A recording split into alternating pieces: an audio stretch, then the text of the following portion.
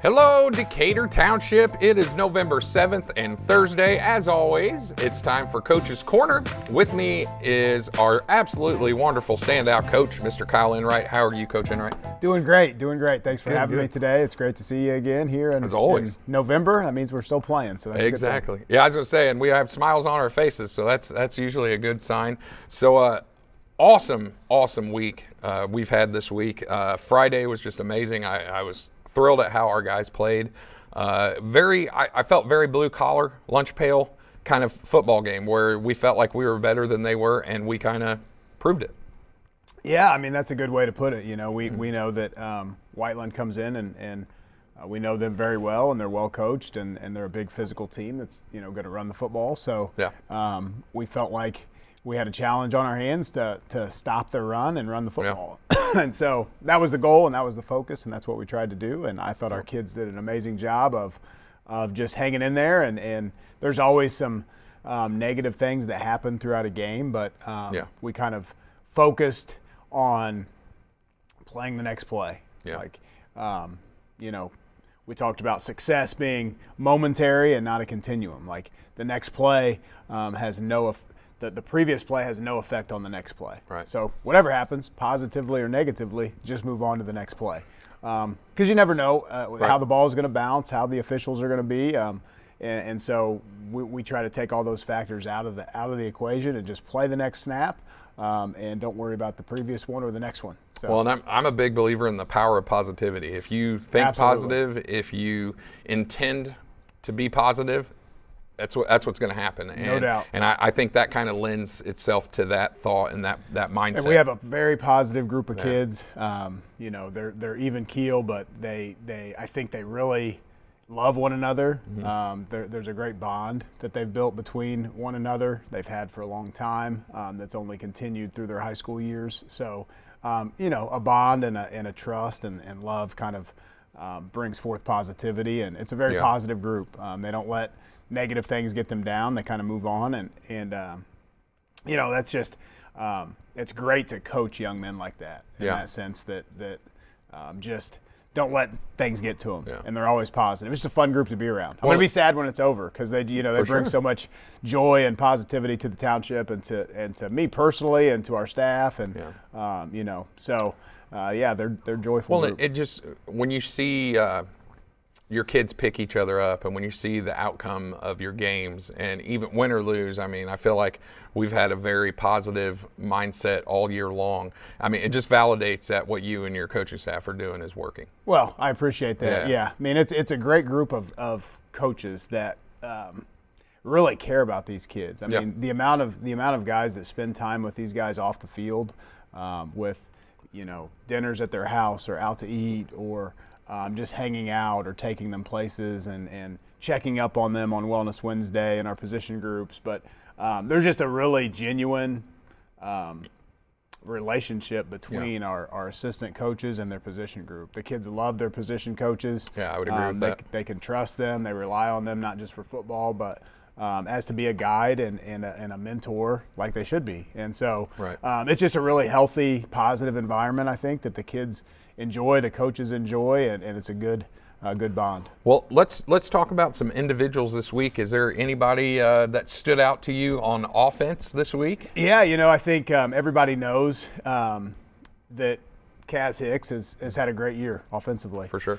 People are going to try to take him away if they're smart. This is the second time around. Hey, number 7's pretty good. Let's try to put 2 or 3 guys over him. So they did that, which we knew could happen, and that's fine. And I thought we handled it pretty well. Although everybody on the sideline in the stands are probably like, when is Coach Enright going to get the ball to number 7? I get it. It's not that simple, is it? No. I wish it were. But Napo Dodo stands out to me, and Bo being able to distribute the ball. But Napo had 3 touchdowns. Mm-hmm. He's a young man that's a captain, a 1,500-yard rusher from last year that's just been banged up a little bit. He hurt his ankle, so he's working back into the mix. But he's so quiet. He does all this stuff quietly, he does. in my opinion. Yeah, and he just goes about his business and does his job. Doesn't celebrate, no fanfare, doesn't talk. Yeah, and he's just consistent and tough. Agree. And so having him back and getting his feet underneath him a little bit with his ankle, I think was huge for us. I mean, he scored 3 touchdowns in the game. I had no idea until you just said that. Yeah. I mean, that's caught wow. 2, ran for 1. And then obviously Bonnie does a lot in the interior blocking wise for us. And then Rel and Carson on the outside just do a phenomenal job. I know we joke about Bonnie being the Swiss Army knife, but I mean that kid really does everything except drive the bus. Yeah, I mean he really blocked does. his butt off, and H-back is very difficult, especially with being a leader on the defensive side of the ball. Right. H-back, there's so many different, like you're the one that's lining up differently every single play.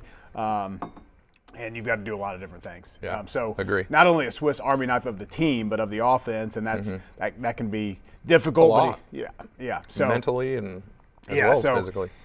Just couldn't be more proud of the group, that group of offense. But Bo and Dodo stand out as guys who played it phenomenally well with them taking away Kaz. Rel and Carson are going to continue to drive defenses nuts because we can get it to a lot of different people. Agreed. And then, Hunter Harvey didn't play as much, but he's a backup to all those guys, and he's factored in a little bit more on defense this week. So, and then our offensive line has to perform as well. So I thought they did really well this week as a group. I mean, I don't think Bo really had a whole lot of pressure at all.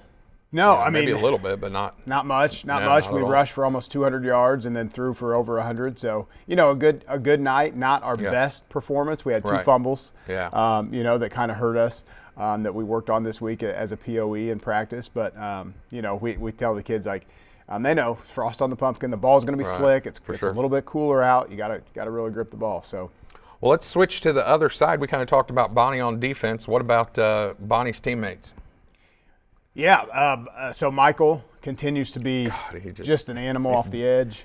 He's dominant. Hard to block, Yeah. so he requires a lot of attention. Defensive line holds their gaps, and that allows Smitty and Colton and Chris Hill to make tackles. Smitty, again, had a big game. I wouldn't say it was our best game at the inside linebacker spot because it is very difficult to get your eyes correct with all the jet motion and all the things they're doing. They do so much stuff. Yeah, they ran some different formations where they went quads unbalanced and ran their quarterback around the outside. And they always do. Fisher always has something in the playoffs and that was unique. You didn't even see, you didn't even think was coming. Like you could watch film from 5 years ago and he'll do something different. Yeah. So very proud of our kids. Yeah, no First doubt. of all, our coaching staff had to identify the new things that they were doing, and you get that done in the first half and fix it, then that forces them to go back to what they're used to running, and that's what they did. And I thought our kids played phenomenally. 21, Slate Valentine is just a really good football player. Yeah, he just never got loose. Like I never saw him break. Well, we were talking up in the press box. I think the only quote-unquote significant runs they had were the 2 quarterback, runs, and thank goodness it didn't really hurt us, But I which is amazing to say. Yeah. Yeah, and it's not like Slate Valentine's their only guy. They've got 2 or 3 Palmer other guys that can move the football that are good-looking backs. Yeah. So very proud of our defensive unit in general, just to hold those guys to what they did rushing the football in the playoffs. Is a testament to Coach Winters, Coach Staten, Coach Griff, Coach Evans, Coach Whitfield, Coach Kennett. Just they did a phenomenal job. The kids bought into the plan, and then the kids have to execute the plan. And so very proud of our defensive effort against a very good Whiteland team that we made look below average when really, we just played well. Yeah. So. Well, one thing that really stood out to me, and like I said, it's just slowly walked up the stairs all year. It's gotten higher and higher. Our depth at defensive line has gotten so much better. E.J. Johnson had a great game. I can remember 2 or 3 solo tackles where he just grabbed Slate Valentine out of a crowd and rolled him down. And I thought that was impressive to me. The depth and the defensive line, the amount of guys that Coach Staten and Coach Bryant Abs run in there on any given night has increased as the years gone on. I couldn't agree more. The trust value that they have in those guys, and then the confidence that they're going to do their job has just escalated all year. Oh, yeah. So I mean, you could sit EJ here and had a great 6'7" game. kid, Bobby Eastis. Shanks, Bobby, Cole, Serb, Agreed. Coop. It's been Mocat, the list goes on. I mean, That's me 7 being right the there. old O-line, D-line coach, I mean, that's been just awesome to see. Oz I has get gotten in the excited. mix. Yeah, it's great. And it keeps those guys fresh and hungry. Yeah. They have kind of a camaraderie together. They have Coach Staten has names for the different groups that go in. Yeah. They got the Turtles and the I'm not going to say a couple of the other names of the groups that go in, but That's practice secrets. Yeah, but it's it's fun, and they love playing Well, for I Coach think, Staten and Coach I think Adds. that goes directly to, we wore them down late in the game. And I really think so. I agree. The offensive line, obviously it's bigger guys, and by the third and fourth quarter, when they're trying to lean on you and you've had the same defensive line and the same offensive line, usually the offensive line wins that battle. Right. But when we're rolling 7 and 8 guys in there, that's tough to do in. Yeah, now you're putting in a fresh Shanks and a fresh EJ who have been out for a couple series against linemen that are tired. Yep. And we kind of dominated the third and the fourth quarter. So. All right. Sorry, give away our secrets. Sorry, I just felt compelled to mention that's that group great. of guys because it was glaring how much it stood out on Friday. Absolutely. Tell you, let's go to the next phase, man. It's Special just teams, you set your watch to it. 4 for 4 on extra points, a ton of touchbacks. I mean, that was great. They're having to start at the 20 just about every single drive. Yeah, and again, we don't want to take it for granted. They do a great job, phenomenal job. Very proud of the normal crew of field goal EP kickoff. 2 plays stand out. They dropped a punt. Their punter dropped it, took off to the right. Could have kicked it, probably should have kicked it. Yeah. Mykul was there. It looked like he had some space to get the first down. Mykul kind of grabbed his shoelaces and got him to the ground, and that was a huge play in the first quarter. Massive. Because gave us a short field from the 20. So that's one play warrior number one. Then the second one, Vogel had a little bit of a miss kick down the middle, trying to do our hammer kick where we're trying to kick it off of somebody, and if it doesn't, it rolls all the way to the goal line. Yeah. Just kind of missed it, hit the top of the ball, so it was more like an onside kick to the middle of the field. Yeah. And the guy got it cleanly and started to the right, and there's no one over there except one guy, Mikey Wilson. And he was there and made the tackle. And if he doesn't make that tackle, it's probably to the house. So those are our 2 one-play Warrior Award winners this week, Mykul and Mikey. But again, Coach Kennett continues to do a phenomenal job of putting a plan together at the beginning of the week for our kids. We go through it in the meeting room, and there's always some fun wrinkles. It's football. You have to have fun and have some wrinkles on special teams, and the kids love seeing what he's got for the week. All right, Coach. So we've kind of talked about offense, defense, special teams. So here in just a second, we're going to bring on 3 players we've already met earlier this year, and kind of excited. You send me the questions and what we're doing. So this looks like a good time, and these guys all have really fun personalities. Should be fun and see where this goes. But excited for those questions. And same deal. I love doing something just a little different. A little bit different, yeah. All right, folks, we're going to take a short break, and we'll be back with those 3 players here shortly. All right, folks, we are back, and I have with me 3 absolutely wonderful individuals. Directly to my right, Mr. Bo Polston. How are you today? I'm doing well. Good. In the middle, Pharrell Carter. Pharrell, good to have you, man. Good to be here. All right. And then here on the end, the Dominator, Mykul Campbell. Mykul, welcome back, man. How's it feel to be back? Good. All right. So got a couple of interesting things. We're going to change it up instead of just asking you some questions and let you answer. So our first segment is going to be called Between the 3 of You.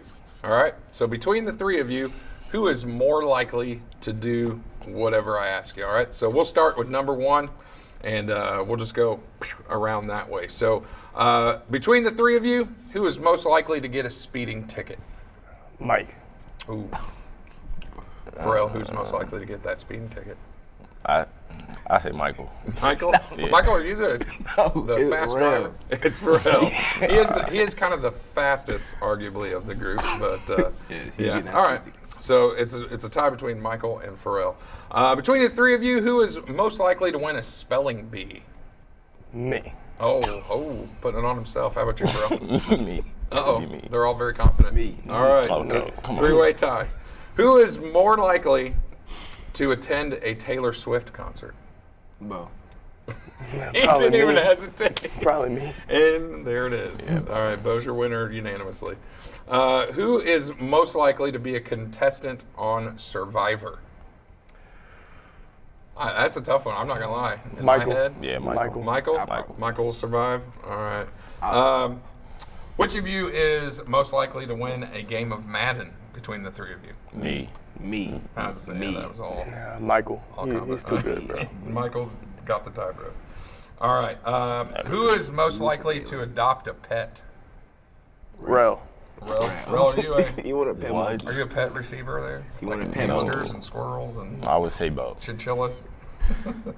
Who is most likely to get a penalty for a celebration? Bo. That's nice to say. No offense, but that's on you. Who is most likely to forget to bring a helmet to a game? Mykul. Yeah, Mykul. Mike, are you forgetful? Nah, I'll say Bo. Bo. Michael's like, don't put that on me. All right. Who's most likely to sing in show choir? Oh, man. Rel. Yeah, I say me. Yeah. Mel's a polished dancer and singer. And the last one, who is most likely to star in a fashion show? Me. Rel. Yeah, I would agree with that. All right, so this segment's a little different.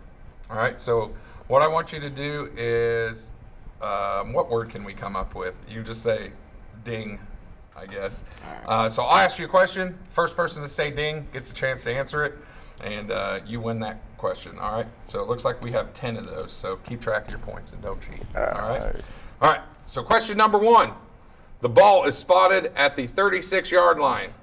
What is the distance of the field goal attempt? Ding. What do you got? 46. Negative, Ghost Rider. Okay. Uh-oh, Michael's doing some math. Ding. Ding for Bo. 86. 86 is way off. 53. 53. Mykul What? Campbell, Come your on, winner. The math major, Mykul Campbell. Is the end zone not 10 yards? I didn't know if we were on like the far 36. Come on. That's from the math. Sure, The sure. end zone All not right. 10 yards? Number 2. 7. How many yards is the penalty for offensive holding? Ding. 10. 10 yards. Bo Polston gets you on the know. board. So we got 1 and 1 between Mykul and Bo. Number 3. In SpongeBob SquarePants, what animal's Squidward? Ding. What do you got? Octopus? There you are. Hey, see, they try and fool you by calling him Squidward. He's not a squid, he's an octopus. Everybody's got 1. Very impressed, gentlemen. Number 4, on a U.S. Monopoly board, what color are Kentucky Avenue, Indiana Avenue, and Illinois Avenue? Go ahead, Michael. Green. They are not green. Ding. Blue. Not blue. Yellow. Not yellow. Ding. No points. Everybody was, they are red. 1 for me. All right, so those are all red. I don't play Monopoly either because it usually turns into a fist fight. Okay. Let's see. How many legs does a spider have? Ding. 8. Ooh, he did. He just did. All right, so you got 8. So do you have 2 now? Yes. So 2, 1, 1, 1. All right. Who discovered America in 1492? Ding. Christopher Columbus. That is the correct answer. However, it's not a true fact. Number 7. How many stripes are found on the U.S. flag? 13. That it, kid. Nice job, Michael. Again, we are all tied at 2. Wow. We might have to come down to a tiebreaker.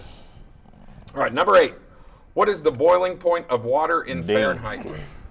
212. You got it. Yeah, look at this guy with his big brain. I was All right. 213. Next one for foreign language folks. How do you say Merry Christmas in Spanish? Ding. Feliz Navidad. Oh, he's running away. This dude speaks Spanish fluently. I don't know, but he's got 4. So, Come on, bro. all right. On July 20th, 1969, Neil Armstrong became the first person in history to Ding. do what? Walk on the moon. Had a kid. All right. Sorry, buddy. You came in 3rd or 2nd runner-up. 2nd place. Your winner, number 1 on his jersey and in this contest, Pharrell Carter. Shout out Tyrone Tracy. Shout out to Tyrone Tracy. All right. Last question of this segment, boys. What's one key to beating the Quakers Ding. Friday night? Stand together. I support that severely. What do you think, Bo? Just coming out and playing our style of football and trusting one another and going out and do what we do. I think so, man. Michael? Be physical. Fast and physical, indeed. All right, guys. So if you want to see these guys come out, and I guarantee all 3 of these guys are going to have an impact on this game Friday, no doubt in my mind. Huge game, sectional championship. You do not want to miss it. And thank you guys so much for your time today. Appreciate you coming out and having a little fun with us. Hope you had a good time. Thank you. So we'll see you, and we'll be back here shortly with Coach Enright to wrap up today. All right, folks, we are back with Coach Enright, and we are going to finish out here, and we're going to talk about the Plainfield Quakers. Yes, sir. First of all, we got a Spirit Week this week because we're playing for a trophy. Right. Shout out to Miss Tate for Spirit Week this week. Convincing Mr. Wernicki that we've got a sectional championship and had a little Spirit Week. So today is favorite player. I wore my Tyrone Tracy jersey for the Giants. He's having a phenomenal year. We're Decatur proud of him. But they play in Munich, Germany this Sunday, so that'll be interesting against the Carolina Panthers.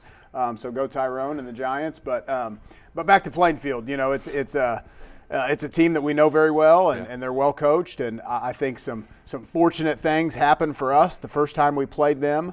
We got some turnovers that probably don't happen every game. We got a blocked punt. So some things that we can't expect to happen again.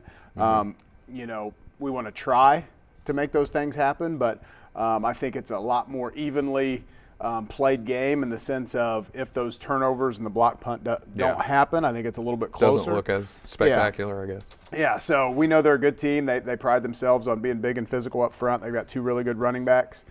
They've got a good defense. We expect it to be a battle over at their place. That's what I say. Again, it's at their place. So we got a little whiteout coming for our fans, and kids will be in white on white, and we're playing for a trophy. So I know our kids are locked in, ready to fight, ready to compete, and are going to leave everything out on the field. So regardless of what happens, win or lose, I know our kids have prepared the right way. They're focused, and at the end of the day, it's a game. It's a football game. It's a big game for us, but we can hold our heads high either way. So I agree totally. I think this is going to be one of the better games in the state of Indiana, in my opinion, on Friday night. I hope not, but we'll see. Well, you know what I mean. No, it could be. It should be. So, it should be. But I'm excited. If you guys are free Friday, be there. Best $7 in town. Come see a great football game for an important trophy to all of us, including them. So I'm stoked. I hope we come away with a big dub, Coach. Yeah, can't wait. Going to be an exciting night. Should be good weather. 55 degrees, sunny. Come on out, white out, support the Hawks, and let's go get a trophy. All right, we'll see you Friday night. Thanks so much, and go Hawks. Go Hawks.